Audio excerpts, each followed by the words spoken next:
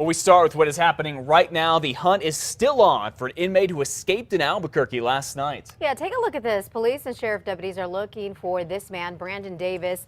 The MDC says he and Andres Macias were in a transport van on their way back from court.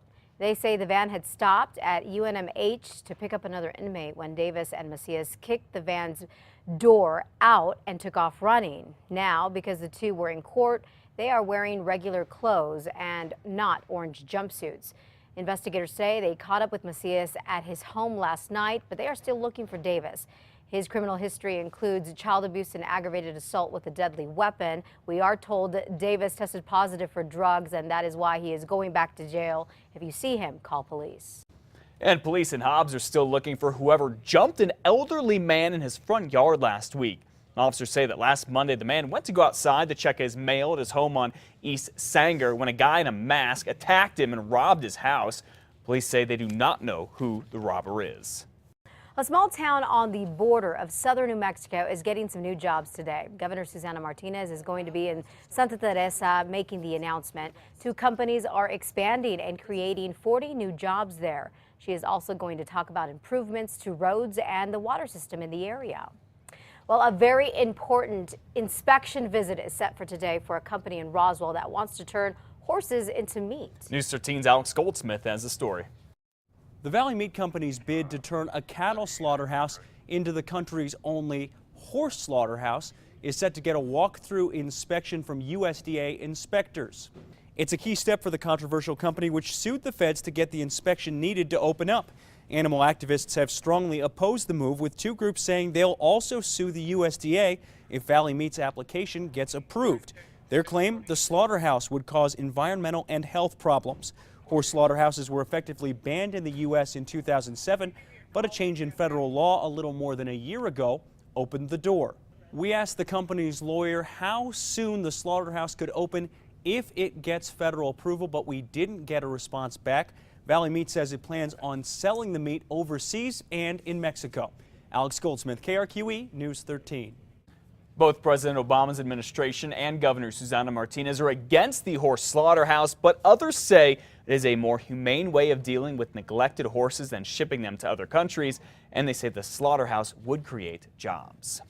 Well, have you ever been a patient of El Dentista? Santa Fe police say that he is a guy who is doing dental work for people even though he was not licensed to.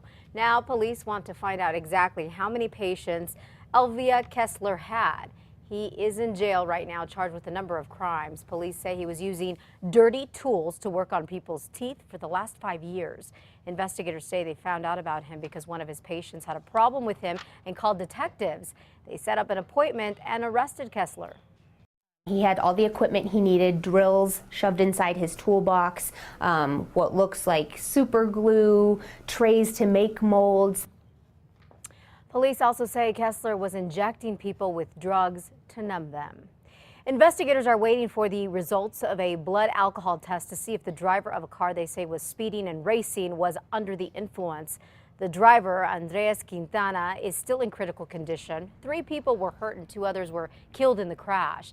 Now, if he survives, cops say he'll face vehicular homicide and reckless driving charges. Police say a total of 2 cars were speeding through the Central and Louisiana intersection Sunday night when one of them lost control, crossed the median, eventually slamming into some trees. What witnesses are telling us is that the driver of the vehicle that crashed was revving his engine, apparently trying to incite a race with another vehicle. 20-year-old Jorge Cano was dead on the scene. 17-year-old Jessica Hernandez also died. She died at the hospital. A 1-year-old is among those who were injured. Later this week, a man acquitted of murdering a preschool teacher is expected to plead guilty to lesser charges and still avoid going to prison. Adrian Gonzalez is set to take a plea deal on Thursday that could get him 2 years of supervised probation. Back in 2011, prosecutors say Gonzalez stabbed and killed Victoriano, Moises, Bern Gonzalez, and Powake. The 2 are not related, by the way. Bern Gonzalez was trying to stop the other Gonzalez from beating his girlfriend, but he says it was self-defense. A jury decided Gonzalez was not guilty of murder and deadlocked on involuntary manslaughter and aggravated assault with a deadly weapon charges.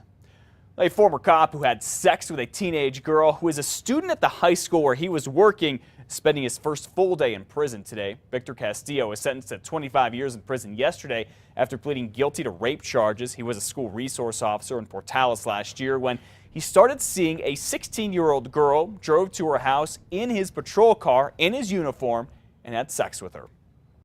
People determined to save the lives of children will hit the pavement in downtown Albuquerque today.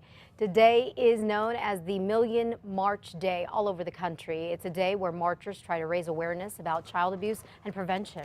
Advocates say they want tougher laws and are speaking on behalf of the millions of children who are victimized. There's no excuse for child abuse. I mean, these kids are meant to be loved, not hit, not hurt. I'd like to see all these people who have done this to these children brought to justice. Advocates are asking everyone to look for signs of child abuse and report their suspicions. The Children, Youth and Families Department does have a hotline. All you have to do is press #SAFE from your cell phone. Some New Mexico kids will get to share a quite exciting experience for years to come. You see, a couple of kids from Los Alamos were schmoozing with President Obama at the White House yesterday. It was for a science fair there.